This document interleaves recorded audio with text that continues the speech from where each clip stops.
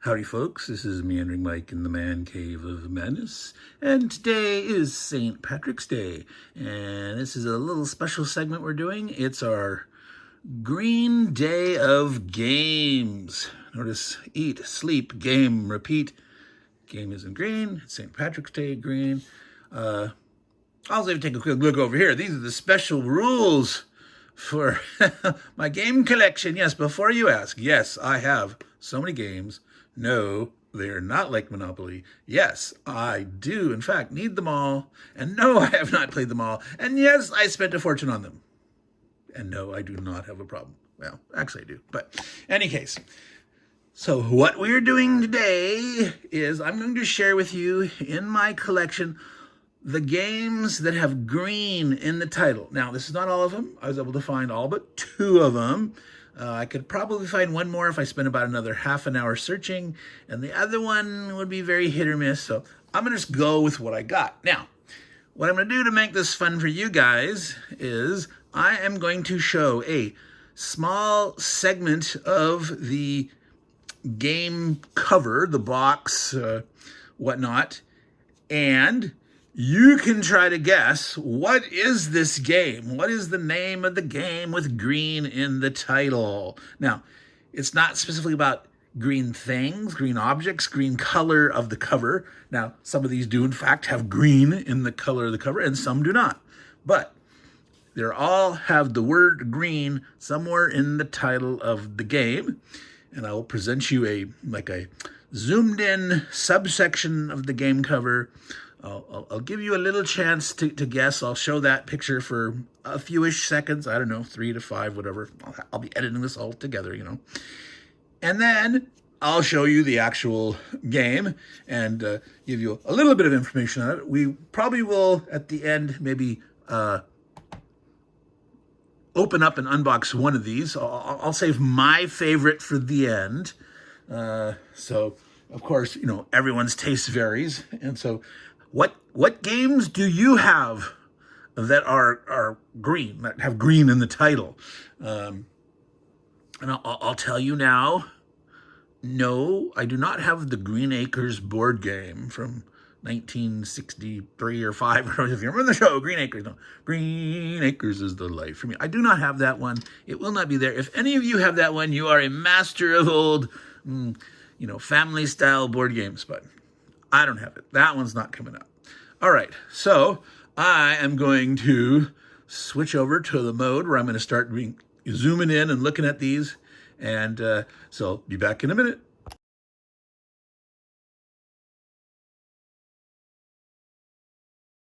So here is the first one. This is Marvel Champions, the Green Goblin Scenario Pack. Now, Marvel Champions is a card game that features almost every different Marvel hero and many of the villains out there. They've been putting out packs for this for years. Do they have them all? No, not yet, but they keep coming out with them.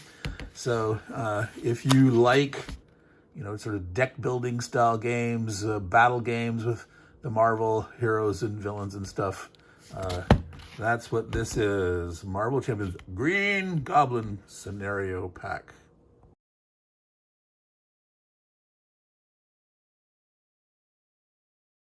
And our second one turned out to be Green Beret, War in the Central Highlands. This is a game by Brian Train, put out by One Small Step Games. It's their folio series, number 2 in that. So Green Beret. All right. So we'll head on to the third game.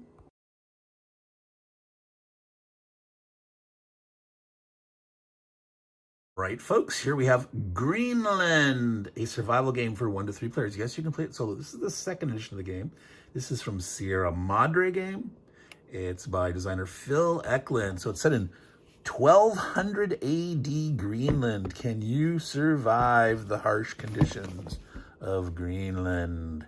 So that was our third game. On to the fourth.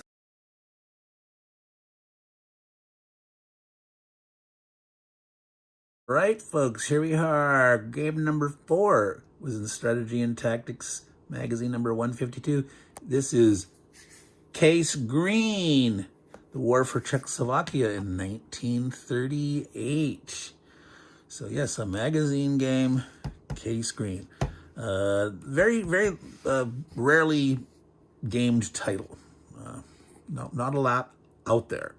All right, so we're moving on to game number 5.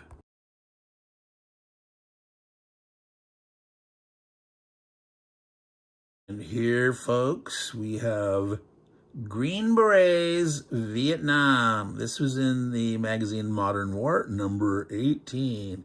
So yes, another Green Berets game. Different designer, different publisher. All right, let's set up the next game.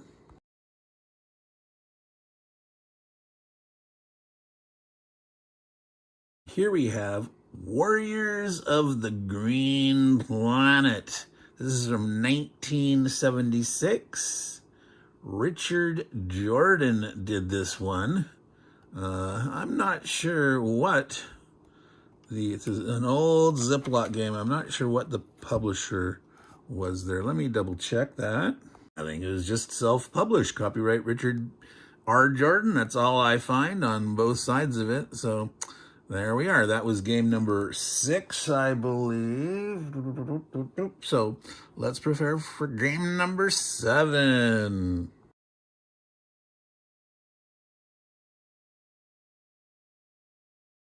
Here we have an old classic from SPI, To the Green Fields Beyond, the Battle of Cambrai, 1917. This came out in 1978, I believe. I don't know if it came in a flat tray or just in the box. I am not sure about that, but yes, To the Green Fields Beyond. All right, so that was number 8, 7. I'm already forgetting as I transition. All right, be back for the next one.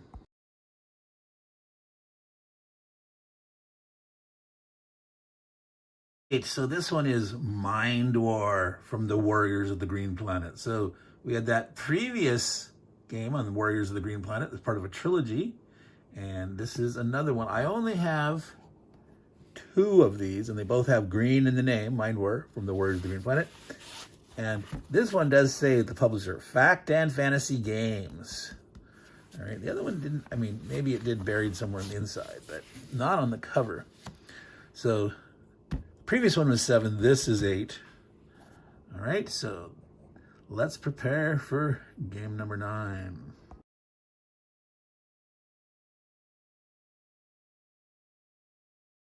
So here, game number 9 is the biggest one so far, and I'll let you know the biggest one of these green games here on St. Patrick's Green Day Games, Zombicide Green Horde. Now, there are a couple expansions for Zombicide that work with Green Horde or Black Plague. Those technically don't have green in the title, even though on BGG one of them is properly labeled as Green Horde in the title, but they are Green Horde expansions, but not technically green in the title. So anyway, this was game number 9, Zombicide Green Horde. Coming up for number 10.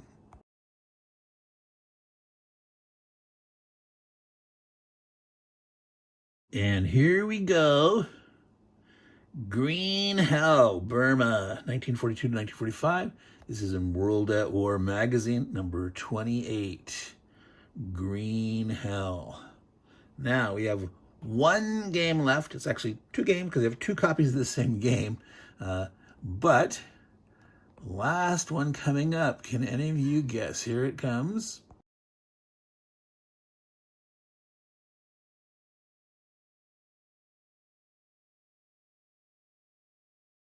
And so here we are, my favorite game with green in the title, The Awful Green Things from Outer Space. A game by Tom Wham. Yep. So this is a more recent edition here. I'm going to set that aside. We're going to go ahead and take a look at this one here. All right, let's go. something wacko crazy there. It slipped out and turned the video off, but we're going to go ahead and take a peek here at this guy, Awful Green Things from Outer Space. This is from a Steve Jackson game. It is a war game of sorts. It's obviously parodying Alien, because you have awful green things that are aliens that are invading your spaceship, and they are growing and creating more and trying to kill all your crew members. All right. So this is the good ship Znutar, if I remember correctly, the name of this ship. And there's all these different locations here in the ship. And you put certain items in these locations. And you use the items on the aliens to try to defeat them. Now, one of the fun things about this game, the repeatability, the replayability is you don't know what the effect is going to be, all right? You draw randomly because they're aliens. They have strange alien physiology, you know. Our xenobiology isn't very good when we discover a new species that's trying to invade us and kill us and eat us and all that great stuff. So there's the rulebook. We're not going to look at that. That's no fun. Here is the counters. So let's zoom in a little bit here. You can see the different stages. You got an egg from the alien, and they grow up to these little tiny, let me call them like the tadpole stage. I can't remember if they have a specific name for them. But these guys can't move, and they have a certain number of hit points, life points. These guys can start to move around and have a bigger health and combat factor. Can't remember if that's range and that's the combat dice and this is the hit points. And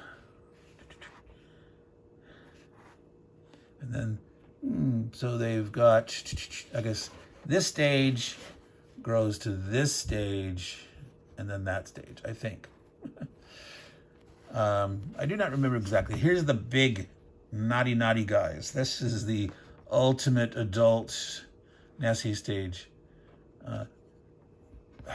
This may be a fragment. This may be, I think, when you do something, certain weapons, like reduce it to this blobby state or something, and then those can start growing again. So you have a problem. You might make things stronger or grow more when you hit them with these weapons. So there's knives, rocket fuel, stun pistols, pool sticks, which the thickness looks more like a baseball bat. That's supposed to be a pool stick. Hypodermic needles, gas grenades, fire extinguishers, electric fence, canister of Zugwarts. That looks like some kind of space beer or something. A bottle of acid. And then you've got special gear like jet suits and cargo movers. So, you know, kind of like in Aliens with the, you know, the robo arms with the cargo mover, where Ripley gets in that and takes on the Queen. Simple jet suits. An ook suit. I believe there's one of the there's little mascots. I think that mascot's is an ook. And so you can try to escape. You know, one of the options, you've got to kill the guys. The other one is get out and escape. So there's a scout, a quote unquote cockboat, and a saucer. So there's different ways to escape. And one die fragments. So this is the effects here. So these would be face down. You'd randomly assign them to each weapon type over here. Or you could just draw them out of a cup or a bag or something. And so you don't know if it's going to have no effect. Could cause it to grow to the next level, cause it to shrink, or have how many dice to kill? 5, 3, 2, no, yeah, 3, 3, 4, 5 dice to kill. Chance to stun, But this turns it into die 6 fragments. So if you get these, I believe that's what happens here. You took whatever your target is and boom, 1 to 6 of those. So that could be really nasty.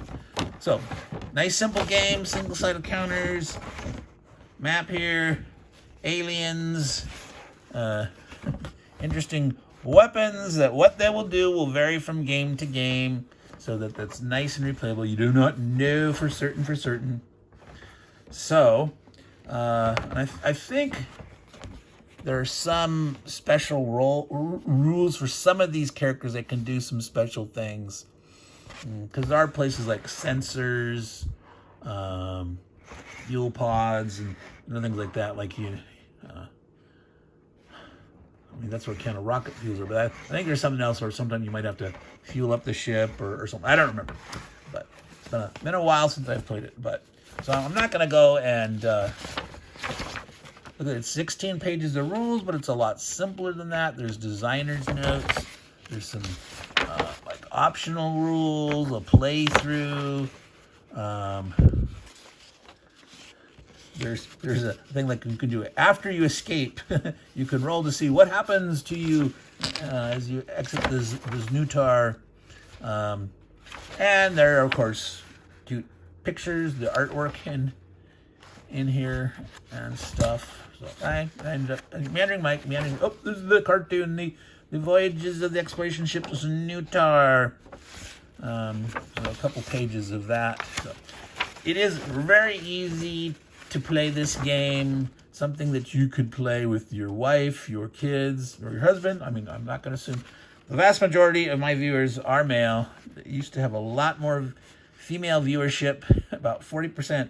Back in the early days when I was doing videos about like canned good food storage, prepping, Boy Scout type prepping stuff. And I started doing all the war games, and 90% of my female viewers left. But I still have a few out there that war game or do miniatures or things like that. So this was Awful Green Things from Outer Space, and it's fitting in an unboxing in our St. Patrick's Day Green Day of games.